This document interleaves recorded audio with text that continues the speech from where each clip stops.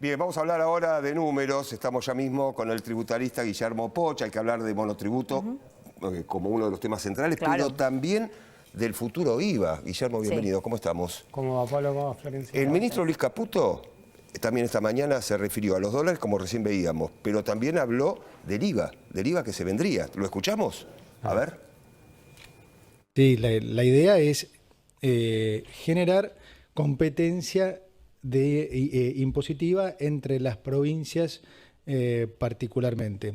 Entonces, por ahí a una provincia, como está pasando ahora en Estados Unidos, que grandes empresas se están mudando de California. De un estado a otro, claro. De un estado a otro, bueno, ahora nosotros queremos promover eso. Entonces habrá algunos que dirán, bueno, a ver, a mí me conviene bajarlo porque entonces más empresas se van a radicar en mi provincia y entonces al final voy a recaudar más. Hoy cobro esto, pero tengo 2 o 3 industrias locas, no me sirve.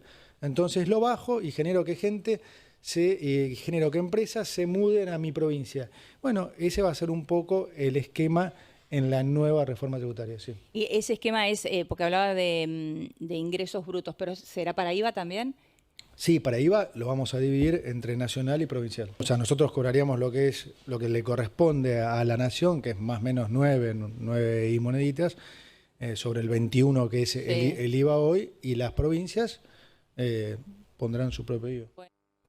Bueno, Guillermo, a ver, se viene un nuevo IVA, lo acaba de anunciar el propio ministro de Economía, ¿no? Totalmente, se van a tener que llevar algunos cambios A ver. a nivel de la Ley de Coparticipación Federal de Impuestos. Hoy las provincias y lo que viene a ser Nación no pueden tener un impuesto de igual naturaleza, igual hecho imponible, con lo cual debiera hacerse una reforma en ese sentido, modificarse. De paso se podría aprovechar para presentar esa deuda de la dirigencia política hace 26 años que de alguna manera habría que sancionar una nueva ley de coparticipación federal. Cuando se reforma la Constitución en el 94, se establecen 2 años para que la dirigencia política emite una nueva ley de coparticipación federal. Se podría ir, me parece conveniente, derogar el impuesto sobre los ingresos brutos. Es un impuesto que genera muchas distorsiones. Habría que migrar a otro tipo de gravamen, claramente, más algo parecido a un IVA o una venta en una última etapa.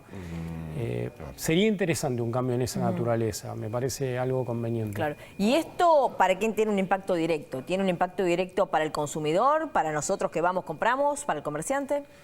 En realidad siempre va a ser en beneficio de todos, porque cuando estás sacando un impuesto distorsivo, con impuesto sobre los ingresos brutos, que va quedando dentro de la etapa de comercialización hasta un producto que vos que estás queriendo exportar, por más que no grabes la última etapa, si vos compraste una resma de papel para tu administración, tiene impuestos sobre los ingresos brutos y no sucede como el IVA que lo podés descontar.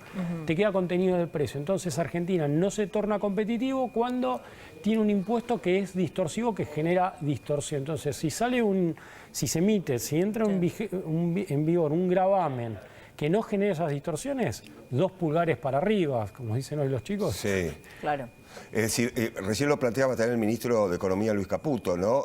Partiendo de los cambios que se vendrían en la cuestión IVA, diferentes provincias, diferentes zonas del país podrían tener IVAs diferentes. ¿Es así? Totalmente. Hoy el impuesto sobre los ingresos brutos, cada provincia rige, porque tiene una autonomía constitucional, o sea, cada provincia lo define. Lo mismo podría suceder con el IVA, que va a haber que hacer cambios desde un punto de vista de legislación de fondo desde ya, y las provincias van a tener que ir en ese sentido.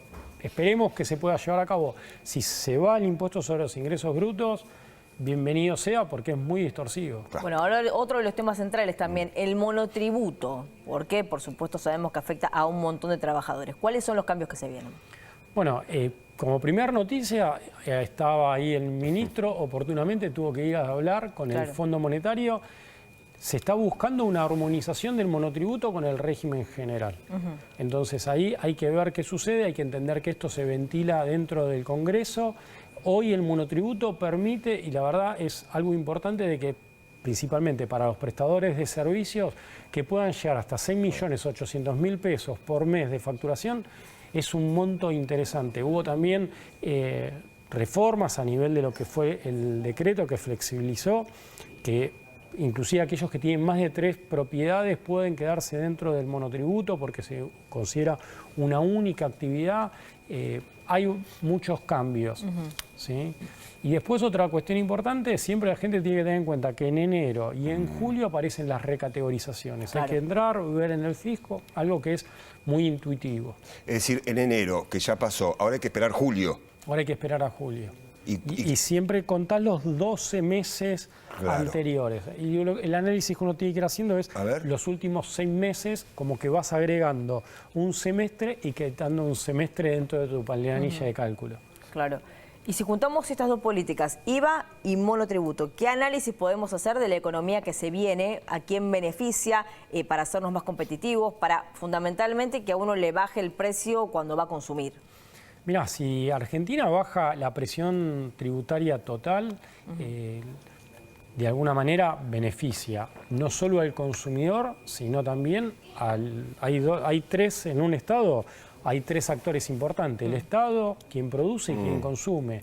Si vos terminás beneficiando a la gente que consume, le das más capacidad de compra, terminás beneficiando después a quien produce, porque hay más venta. Y si vos estás generando un círculo virtuoso, después el Estado se ve beneficiado porque terminás recaudando más, aún con una presión tributaria más baja. Entonces, esos 3 actores de una economía, de lo que es un Estado actual, ojalá que haya bajas en los gravámenes. Guillermo, lo que estamos hablando, ¿esto es lo que significa cuando hablamos de reforma tributaria? O es, digamos, una reforma tributaria, obviamente uno piensa más puntos a reformar, ¿no? El IVA, pero ¿esto forma parte de la futura reforma tributaria que debería aprobar el Congreso? Sí, todo a nivel tributario se tiene que discutir en el ámbito del Congreso y como Cámara de Origen los diputados. No existe otra posibilidad. Claro. Excepto puede haber algún decreto que dé algún beneficio a los contribuyentes. Y claro, nadie para algo puntual, digamos. Para algo puntual, y esa norma nadie la tacharía de inconstitucional, porque ¿quién va a ir a un contribuyente y decir, no quiero pagar impuestos? No, lógico, no nadie. Difícil, entonces eso no sucedería, pero también sería una alternativa. Podría haber un decreto que dé beneficios, nadie lo tacharía inconstitucional, excepto, no sé, que alguien quiera hacer planteo. No creo. Guillermo, gracias por venir. Por favor. Guillermo Poch es tributarista, estuvo con nosotros analizando estos cambios en el monotributo y también la cuestión IVA que anunciaba recién lo compartíamos el ministro de Economía, Luis Caputo.